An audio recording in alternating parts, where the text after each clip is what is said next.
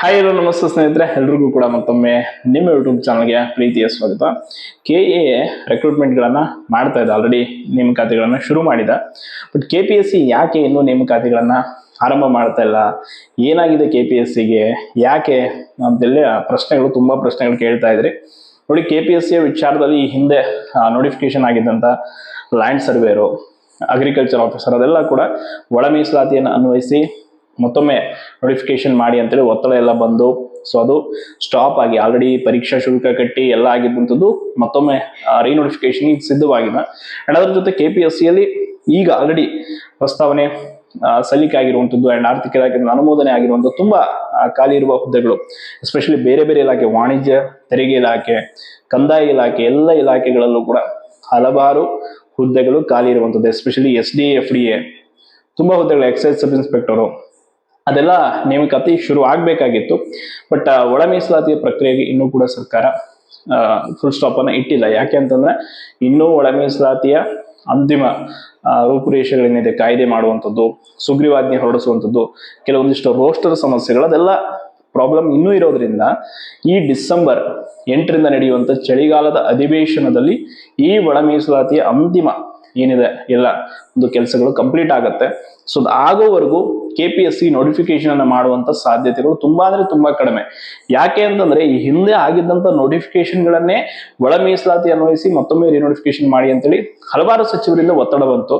ಹಾಗಾಗಿ KPSC ಕೆಲವೊಂದಿಷ್ಟು pending ಉಳಿಸಿದೆ.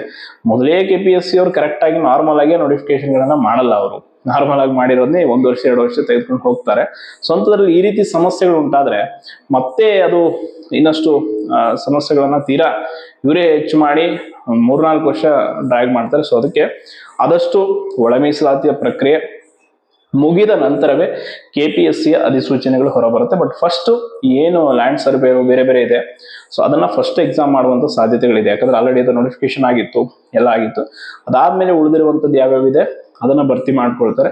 ಒಟ್ಟಾರೆಯಾಗಿ ನಮ್ಮ ಸ್ಟೇಟ್, ಎಸ್ಪೆಷಲಿ ನಮ್ಮ KPSC ಪರೀಕ್ಷೆಯ ಆಕಾಂಕ್ಷಿಗಳು ಯಾರಿದ್ದೀರಾ, ನೀವು ಈ ಬಾರಿ ಒಂದು ವಿಷಯದಲ್ಲಿ ತುಂಬಾ ಸ್ಟ್ರಿಕ್ಟ್ ಆಗಿ ಗಮನ ಹರಿಸ್ಬೇಕು. ಏನು ಅಂತಂದ್ರೆ, ಈ ಪರೀಕ್ಷೆಗಿಂತ ಬಿಫೋರೇ ಕೆಲವೊಂದಿಷ್ಟು ಜನ ಅಲ್ಲಲ್ಲಿ ಸುದ್ದಿಗಳು ಓಡಾಡ್ತಿರ್ತವೆ.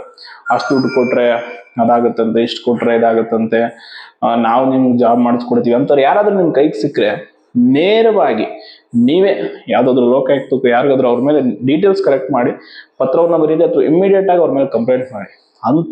ಅಂತ ಬ್ರೋಕರ್ಗಳನ್ನ ಫಸ್ಟ್ ನೀವು ಹಿಡಿದುಕೊಟ್ರೇನೆ ಈ ಒಂದು ಅರ್ಧಕ್ಕರ್ಧ ಈ ಲಿಂಕ್ಗಳು ತಪ್ಪುತ್ತೆ. ಅಂತವ್ರು ಒಬ್ರು ಹೊರಗಡೆ ಸಿಕ್ಕರು ಸಾಕು. ಯಾಕೆ ಅಂದ್ರೆ ಕಷ್ಟಪಟ್ಟು 5ರಿಂದ 6 ವರ್ಷ ಕೂತ್ಕೊಂಡು ಈ ಬಾರಿ ಪ್ರಿಪ್ರೇಷನ್ ಮಾಡಿದವರು ಇದ್ದಾರೆ SDA FDA ಮೊದಲಾದ ಹುದ್ದೆಗಳಿಗೆ. ಈ ಬಾರಿ ಏನಾದ್ರೂ ನೇಮಕಾತಿ ಪ್ರಾಮಾಣಿಕವಾಗಿ ನಡೆಯಲಿಲ್ಲ ಅಂದ್ರೆ ಅದೆಷ್ಟು ಕಷ್ಟ ಆಗುತ್ತೆ ಅಂತಂದ್ರೆ ಹೇಳತ್ತಿರೋದು. ಈ ಹಿಂದೆ ಆದಂಗೆ ಮತ್ತೆ CTI ಮಾಡ್ದಂಗೆ, PDO ಮಾಡ್ದಂಗೆ, KSL ಮಾಡ್ದಂಗೆ ಪ್ರಶ್ನೆ ಪತ್ರಿಕೆ ಅದು ಇದು ಸಮಸ್ಯೆ ಮಾಡಿದ್ರೆ ತೀರಾ ಅಂದ್ರೆ ತೀರಾ ಸಹನೆ ಕೆಟ್ಟು ನಿಂತಿದ್ದಾರೆ ಈ ಸಲ ಆಸ್ಪಿರೆಂಟ್ಸ್. ಹಂಗಾಗಿ ಸ್ವಲ್ಪ ನೀವು ಕೂಡ ಜಾಗರೂಕರಾಗಿರಿ. ಆ ರೀತಿ ದುಡ್ಡು ಕೊಟ್ಟು ಹುದ್ದೆ ತಗೊಳ್ಳೋ ಕೆಲವರು ಇದಾರಲ್ಲ, ಅವ್ರ ಮನಸ್ಥಿತಿ ಬಗ್ಗೆ ನನಗೆ ಅರ್ಥ ಆಗಲ್ಲ. ಎಷ್ಟೋ ಜನ ಪ್ರಾಮಾಣಿಕವಾಗಿ ಪ್ರಯತ್ನ ಪಡ್ತಾ ಇರ್ತಾರೆ, ಅವರ ಒಂದು ಪ್ರಾಮಾಣಿಕತೆ ಇವರೇ ಕಲ್ಲು ಹಾಕದಂಗೆ ಆಗುತ್ತೆ. ಎಸ್ಪೆಷಲಿ ಈ ಬಾರಿ KPSC ಯಾವುದೂ ಸರಿ ಇಲ್ಲ, ಎಲ್ಲವೂ ಒಂದೊಂದು ರೀತಿ ನಡ್ಕೊಂಡು ಹೋಗ್ತಾ ಇದೆ. ಅಲ್ಲಿ ಪ್ರತಿಯೊಂದಕ್ಕೂ ಕೂಡ ದ್ವಂದ್ವ ನೀತಿಗಳಿದೆ. ಹಾಗಾಗಿ ನೋಟಿಫಿಕೇಶನ್ ತಡಾನೇ ಮಾಡಲಿ, ಬಟ್ ಪ್ರೊಸೆಸ್ ಅನ್ನ ಕರೆಕ್ಟ್ ಆಗಿ ಮಾಡಲಿ. ಯಾವ ಗೊಂದಲಗಳು ಆಗೋದು ಬೇಡ ಅನ್ನುವಂಥದ್ದು ನಮ್ಮ ಅಭಿಪ್ರಾಯ. ಅಂಡ್ ಎಸ್ಪೆಷಲಿ ತುಂಬಾ ಹುದ್ದೆಗಳು ಖಾಲಿ ಇರುವಂತ ಬೇರೆ ಬೇರೆ ಇಲಾಖೆಗಳದ್ದೇನಿದೆ ಅದೆಲ್ಲವೂ ಕೂಡ ಪ್ರಸ್ತಾವನೆ ಸಲ್ಲಿಕೆ ಆಗಿದೆ. ಸರ್ಕಾರದ ಮಟ್ಟದಲ್ಲಿ ಇನ್ನೂ ಒಳ ಮೀಸಲಾತಿ ಬಗ್ಗೆ ಇನ್ನೂ ಗೊಂದಲ ಇದೆ ಸಚಿವರ ನಡುವೆ. ಮತ್ತೆ ಅಂಡ್ ಅಲೆಮಾರಿ ಸಮುದಾಯಕ್ಕೆ 1% ರಿಸರ್ವೇಶನ್ ಕೊಡಬೇಕಾಗಿರೋದು, ಸೊ ಅದು ಬೇರೆ ಬೇರೆ ಇಶ್ಯೂಸ್ಗಳಿದೆ. ಅದೆಲ್ಲವನ್ನ ಕ್ಲಿಯರ್ ಮಾಡಲಿ. ಅಂಡ್ 3A 3B ಕೆಟಗರಿದು ಕೂಡ ರೋಸ್ಟರ್ ಸಮಸ್ಯೆ ಆಗ್ತಾ ಇದೆ ಅಂತ ಆಸ್ಪಿರೆಂಟ್ಸ್ಗಳು ಧ್ವನಿ ಎತ್ತಿದ್ದು, ಸೊ ಅದನ್ನು ಕೂಡ ಕ್ಲಿಯರ್ ಮಾಡ್ಕೊಳ್ಳಿ. ಎಲ್ಲವೂ ಸಮಸ್ಯೆಗಳು ಬಗೆಹರಿಸ್ಕೊಂಡೇ ನೀಟಾಗಿ ರೆಕ್ರೂಟ್ಮೆಂಟ್ ಮಾಡಿ ಪ್ರೊಸೆಸ್ ಅನ್ನ ಮುಗಿಸಲಿ ಅನ್ನುವಂಥದ್ದು ನಮ್ಮ ಒಂದು ಅಭಿಪ್ರಾಯ ಕೂಡ ಅದೇ ಆಗಿರುತ್ತೆ.